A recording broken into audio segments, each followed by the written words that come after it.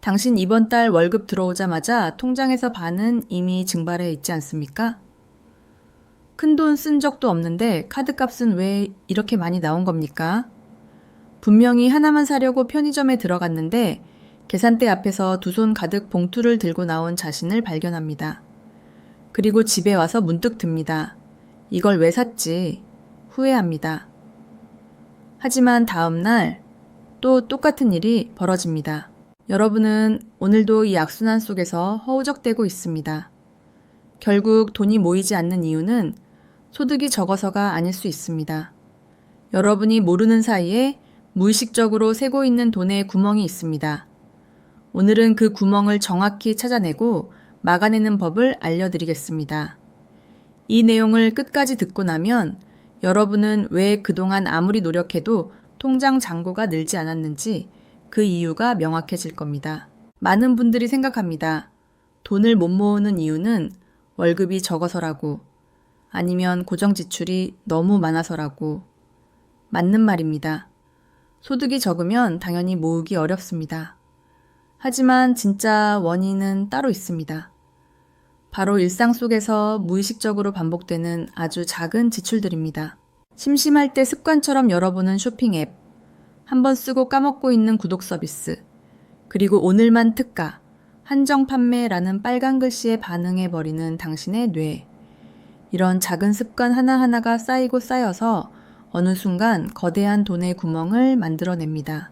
한국심리상담센터의 자료를 보면 충동구매는 단순히 즉흥적인 소비의 결과가 아니라 심리적 상태와 환경적 요인이 복잡하게 얽혀서 나타나는 결과라고 설명합니다. 그러니까 여러분의 의지력이 부족해서가 아닙니다. 시스템이, 환경이 여러분의 뇌를 속이고 있는 겁니다. 여러분은 지금까지 나쁜 사람이 아니라 나쁜 시스템의 피해자였던 겁니다. 그런데 이 사실을 모르고 자책만 하면서 더 깊은 수렁으로 빠져들고 있었던 것입니다. 본질을 다시 정의해 봅시다. 충동구매는 쾌락을 위한 소비가 아니라 감정을 해소하기 위한 소비입니다. 한 연구 자료에 따르면 현대 소비자의 약 63%, 즉 3명 중 2명이 슬픔, 불안, 무기력 같은 부정적인 감정을 느낄 때 충동적으로 소비를 늘린다고 합니다. 여러분이 스트레스를 받았을 때 혹은 너무 심심할 때 갑자기 쇼핑몰을 켜는 이유가 여기에 있습니다. 돈을 쓰는 행위 자체가 뇌에서 도파민이라는 신경 전달, 물질을 분비하게 해서 일시적으로 기분을 좋게 만들어주기 때문입니다. 이건 마치 술을 마시면 스트레스가 잠시 잊히는 것과 똑같은 원리입니다. 그런데 중요한 건 이 기분 좋음은 찰나에 끝난다는 점입니다. 그리고 곧바로 후회와 죄책감이 뒤따릅니다. 이 후회와 죄책감이 또 다른 스트레스를 만들고 그 스트레스를 해소하기 위해 또 쇼핑을 합니다. 여러분은 지금 돈을 쓰는 게 아니라 감정의 롤러코스터를 타고 있는 겁니다. 이 악순환을 깨지 않으면 여러분의 통장은 평생 바닥을 벗어나지 못할 수도 있습니다. 이제 이 구조를 깨기 위한 냉철한 근거를 살펴봅시다. 여러분의 무의식적인 지출은 크게 3가지 유형으로 나뉩니다. 첫 번째, 할인과 희소성의 유인입니다.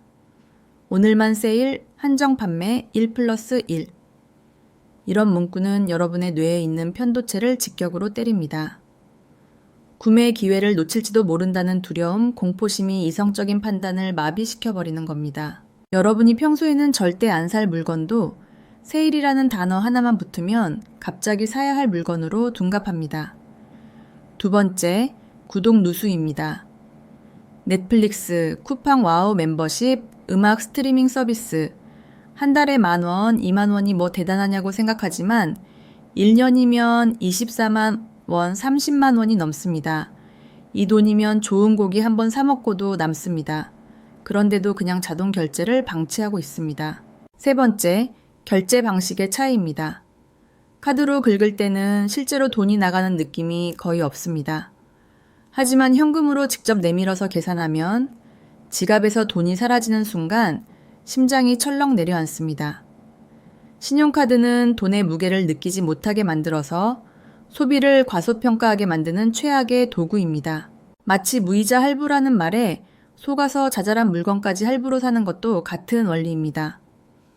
분명 한 달에 10,000원이면 20,000원씩 나가는 게 부담이 안 된다고 생각하지만 그게 5개, 10개가 쌓이면 어떻게 될까요? 그렇다면 이 구조를 어떻게 공략해야 할까요? 여기서 중요한 건 완성품인 자제력을 키우는 게 아니라 공급망, 즉 돈이 새어나가는 파이프라인 자체를 차단하는 겁니다. 여러분의 의지력은 무한하지 않습니다. 하루 종일 일하고 집에 돌아와서 지친 상태에서 참자고 결심하는 건 불가능에 가깝습니다. 그래서 시스템이 여러분을 대신해 막아줘야 합니다. 가장 강력한 방법은 Pay Yourself First, 즉 저축을 먼저 하는 방식입니다. 월급이 통장에 들어오는 그 순간 생활비를 쓰기도 전에 일정 금액을 저축 계좌로 자동 이체해 버리는 겁니다. 이 돈은 처음부터 없는 돈입니다. 여러분이 쓸 수 있는 돈이 줄어들면 자연스럽게 지출도 줄어듭니다. 이건 마치 다이어트 할 때 냉장고에 있는 군것질을 전부 치워버리는 것과 같은 원리입니다. 또 다른 방법은 쇼핑 앱 자체를 삭제하거나 알림을 전부 차단하는 겁니다. 여러분이 앱을 열어보지 않으면 충동 구매를 할 기회 자체가 사라집니다.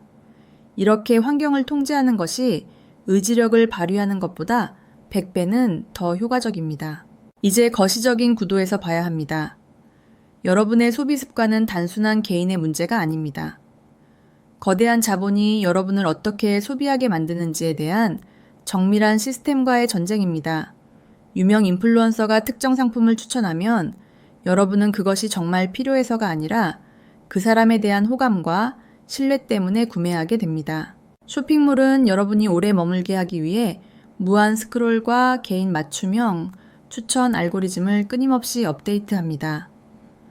할인 쿠폰은 만료 시간을 정해두고 지금 안 사면 손해라는 긴박감을 조성합니다.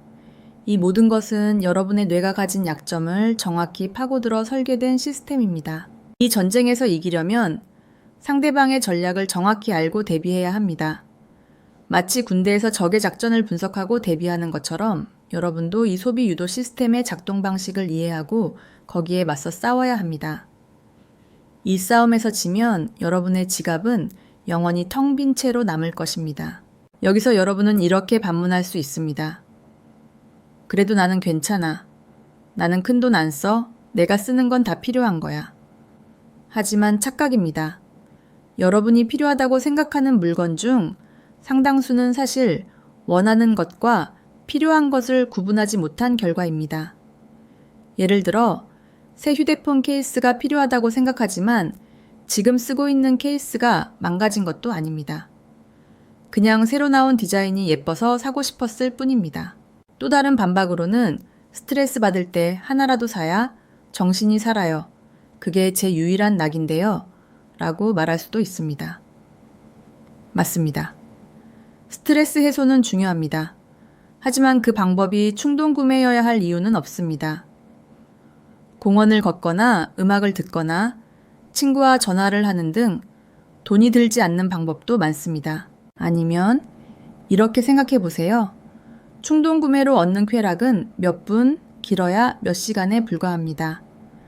하지만 그 후에 오는 카드값 청구서의 고통은 한 달 혹은 할부라면 몇 달 동안 지속됩니다. 이 쾌락과 고통의 시간차를 정확히 인지하는 것이 중요합니다. 이걸 깨닫지 못하면 여러분은 평생 같은 실수를 반복할 수밖에 없습니다. 그렇다면 진짜로 돈을 모으고 싶은 사람이 봐야 할 기준은 무엇일까요? 첫 번째, 구매 전에 스스로에게 24시간의 유예 기간을 줘야 합니다.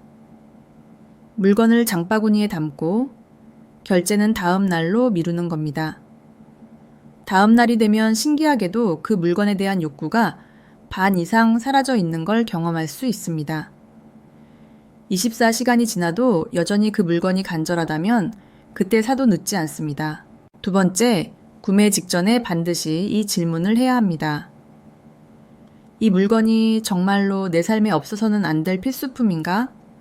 만약 그 물건이 없어도 내일 아침 일어나서 출근하는데 아무 지장이 없다면 그것은 사지 않아도 되는 물건입니다. 세 번째, 결제 방식을 현금으로 바꿔야 합니다. 직접 돈을 꺼내서 세어보고 계산하는 과정이 지출에 대한 통제력을 되찾아줍니다.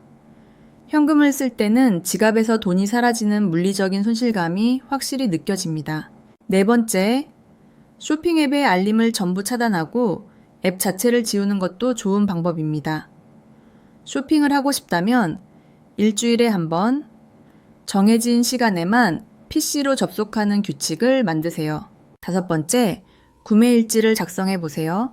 어떤 기분일 때 어떤 상황에서 충동 구매를 했는지 기록하면 여러분의 패턴이 명확하게 드러납니다.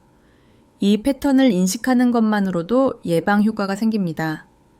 예를 들어, 내가 월요일 저녁에 스트레스를 많이 받고 그때마다 배달 음식을 시킨다는 사실을 알게 되면 월요일 저녁에는 미리 저녁을 준비하거나 다른 활동을 계획할 수 있습니다.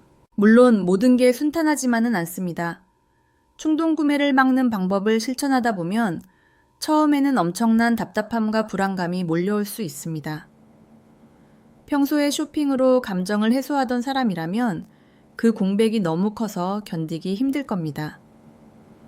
또 주변 사람들이 새로운 옷이나 전자기기를 샀다고 자랑할 때 사회적 비교 욕구가 불쑥 올라와서 다시 지갑을 열게 만들 수도 있습니다. 하지만 이것은 정상적인 현상입니다.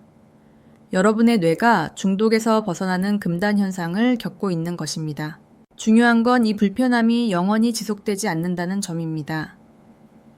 몇 주만 버티면 새로운 소비 습관이 자리 잡기 시작합니다. 그리고 그 순간부터 여러분의 통장 잔고는 눈에 띄게 달라지기 시작할 겁니다. 또한 충동 구매를 막는 과정에서 실패할 수도 있습니다. 하지만 실패했다고 해서 처음부터 다시 시작할 필요는 없습니다. 그냥 다시 규칙을 적용하면 됩니다. 한번 넘어졌다고 해야 해서 평생 누워 있을 필요는 없습니다. 결론입니다. 지금 당장 하지 말아야 할 것은 이번 달부터는 무조건 참겠다는 막연한 결심입니다. 그건 절대 지켜지지 않습니다. 대신 지금 당장 해야 할 것은 환경을 바꾸는 겁니다. 쇼핑 앱을 지우고 카드 알림을 켜고 저축 계좌로 자동 이체를 설정하세요. 그리고 눈을 크게 뜨고 여러분의 지갑을 지키는 법을 배우십시오. 오늘 알려드린 이 심리적인 트릭들은 단순한 돈 관리 기술이 아닙니다. 여러분의 삶의 주도권을 되찾는 과정입니다. 더 이상 충동 구매의 노예가 되지 마십시오. 여러분은 소비의 주인이 되어야 합니다. 이 영상이 도움이 되셨다면 좋아요와 구독 부탁드립니다. 여러분의 통장 잔고가 앞으로 쭉쭉 불어나길 진심으로 응원합니다.